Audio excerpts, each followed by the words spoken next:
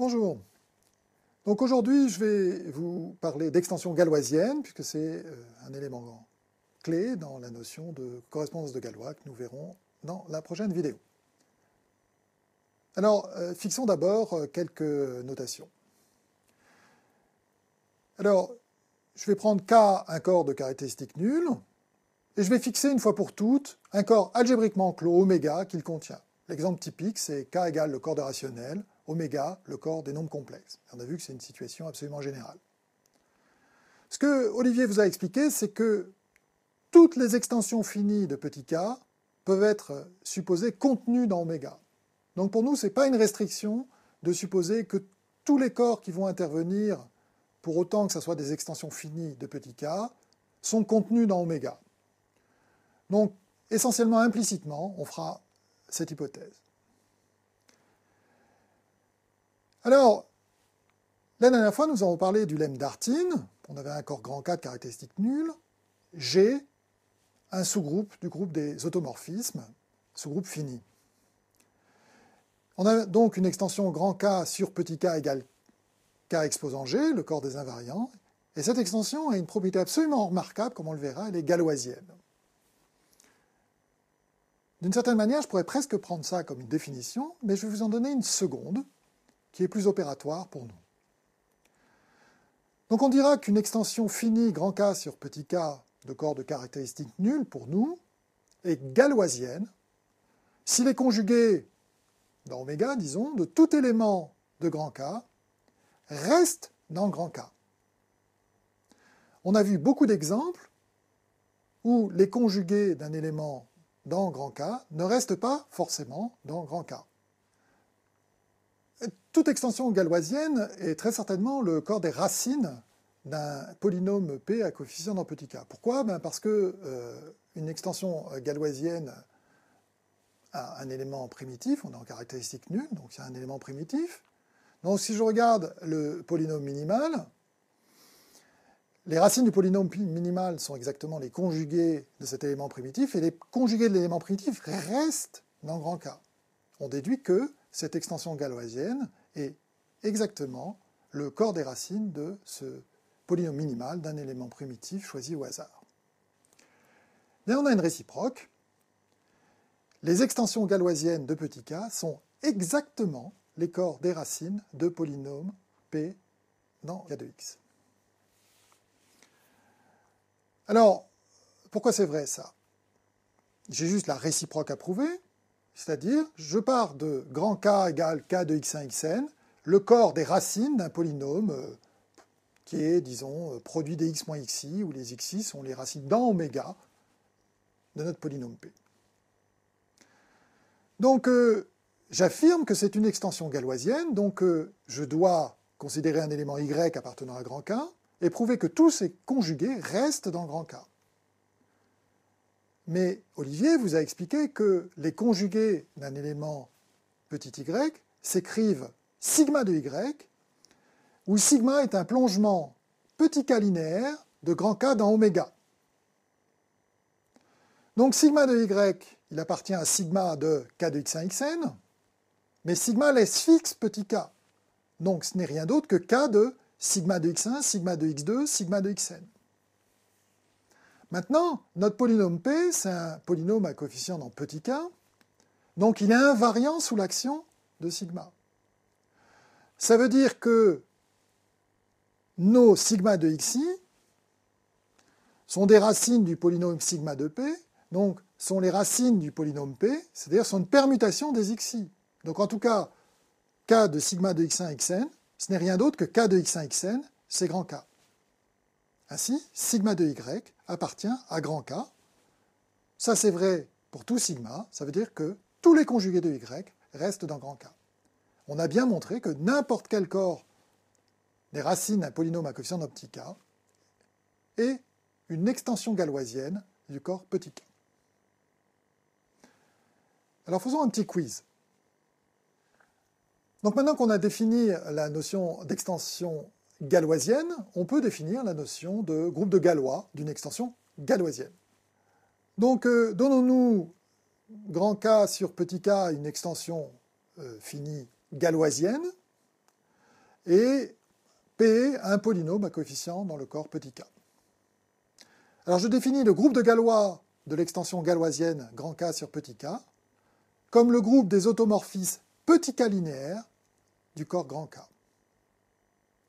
De même, je définis le groupe de Galois d'un polynôme P comme le groupe de Galois du corps des racines de P. Alors tout ça, c'est sous-entendu sur le corps petit k, ça dépend du corps petit k. Alors, sujet de discussion intéressant pour vous, entre vous, dans le forum, c'est expliquer pourquoi toutes ces notions ne dépendent pas, ou très peu, dans un sens que je vous laisse préciser, du gros corps oméga qu'on a choisi au départ. Et puis, je peux vous donner également un autre exercice qui sera très utile, qui est le suivant. Supposez que vous ayez une extension galoisienne grand K sur petit k. Eh bien, j'affirme que tout endomorphisme K linéaire de K, c'est-à-dire toute application K linéaire de grand K qui respecte le produit, est un automorphisme et automatiquement bijective.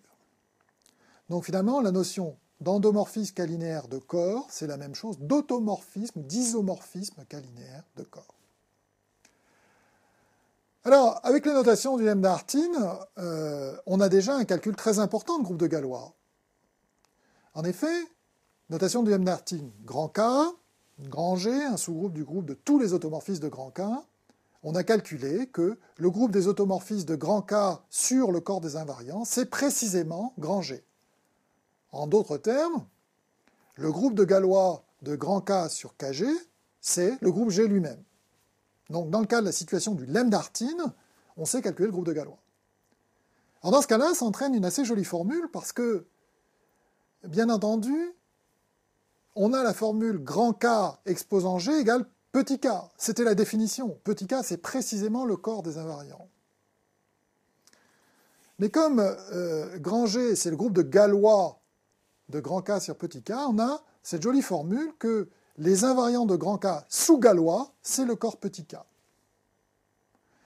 Alors ce qui est assez remarquable, c'est que cette formule est toujours vraie, et ça va être la seconde clé de la correspondance de Galois, comme on le verra bientôt. Donc la première clé, lemme d'Artin, la seconde clé, ça va être cette formule générale dans le contexte galoisien, et pas seulement dans le contexte du lemme d'Artin. Alors, commençons par prouver un lemme important. Quel est ce lemme? C'est la question suivante. Comment faire dans une extension galoisienne pour calculer les conjugués d'un élément donné? Précisément, donnons-nous une extension galoisienne, contenue dans certains oméga. Eh bien, je dis que l'ensemble des homomorphismes K linéaires de grand K dans oméga, autrement dit des plongements K linéaires de grand K dans oméga, coïncident avec le groupe de Galois. En particulier, les conjugués de tout élément X dans grand K sont de la forme G de X, où G décrit le groupe de Galois.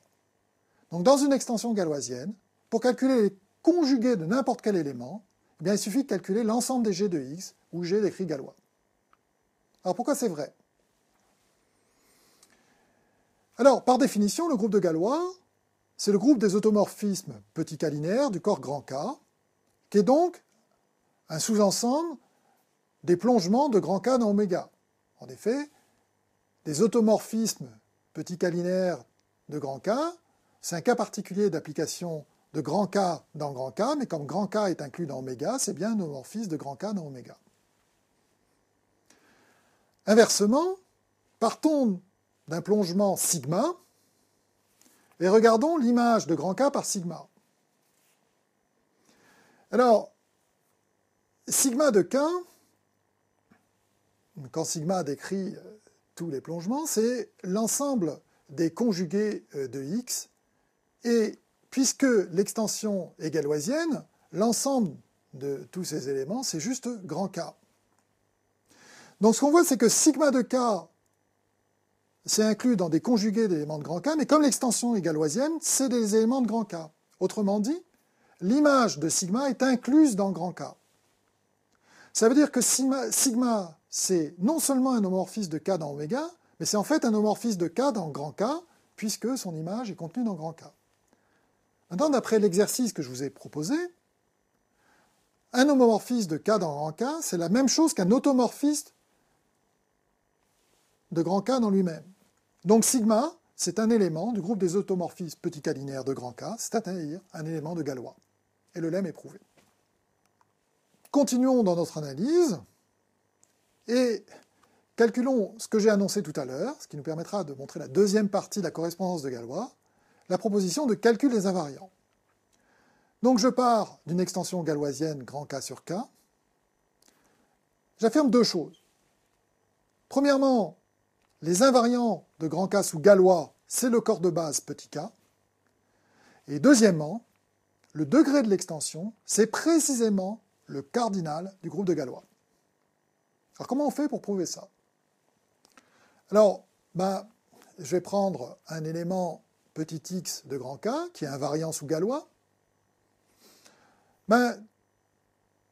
Comme ces conjugués sont les images de x sous Galois, et que x est fixe sous Galois, on voit que tous ces conjugués sont égaux à x. Mais comme les racines du polynôme minimal sont les conjugués, qu'il y a un seul conjugué, c'est petit x, c'est que le polynôme minimal a une seule racine, petit x.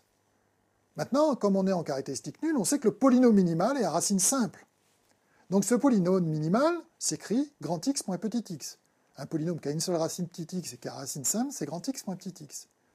Maintenant, par définition, le polynôme minimal, il appartient à k de x, c'est donc que son terme constant, ou son opposé, si vous préférez, petit x, appartient à petit k. L'inclusion de l'autre côté est absolument évidente. On a montré le premier point.